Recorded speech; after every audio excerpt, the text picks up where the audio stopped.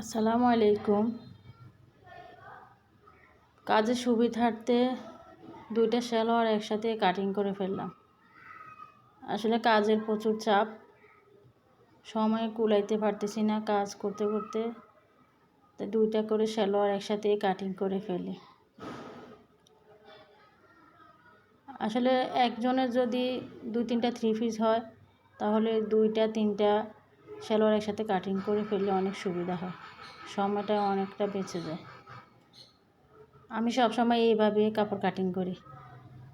একটা dress cutting করার পর আরেকটা ড্রেসের উপরে রেখে কাটিং করে ফেলি, আর মাপ লাগে না।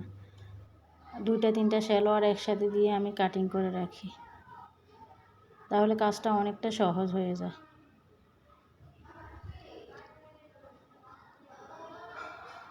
তো দেখেন আমি কীভাবে সালোয়ারগুলো কাটিং করতেছি। প্লাজো সেলাই করতে আসলে তেমন একটা সময় লাগে না, খুবই সিম্পল এবং খুবই সহজে প্লাজো সেলাই করা হয়ে যায়, প্লাজো কাটিং করা হয়ে যায়। সেলাইয়ের কাজ যারা জানে না তাদের কাছে অনেক কিছুই কঠিন। আমরা সেলাইয়ের কাজ জানি, তাই আমাদের কাছে সবসময় সেলাইয়ের কাজটা সহজই মনে হয়। কিন্তু কিছু লোক এসে আবার বলে, কতক্ষণই বা লাগবে, একটা টান দিয়ে দেন। এই কথাটা আসলে শুনলে কেমন জানি গায়ের মধ্যে একটা জ্বালা ধরে যায়। একটা টান দিয়ে দেবো মানে কি? একটাই তো সেলাই করে দেবেন, একটু টান দিয়ে দেবেন, কতক্ষণ লাগবে? এটা আবার বেশি বাড়াবাড়ি হয়ে যায়। তো যে সেলাই করে সেই বোঝে একটা টান দিতে কতটা সময় লাগে। ঠিক আছে, প্লাজো সেলাই করতে একটু সহজ বা একটু সময় কম লাগে, তাই বলে একটা টান দিলে হয়ে যাবে? এটা আবার বেশি বাড়াবাড়ি হয়ে গেল। যারা সেলাই করে তারাই বোঝে আর কি।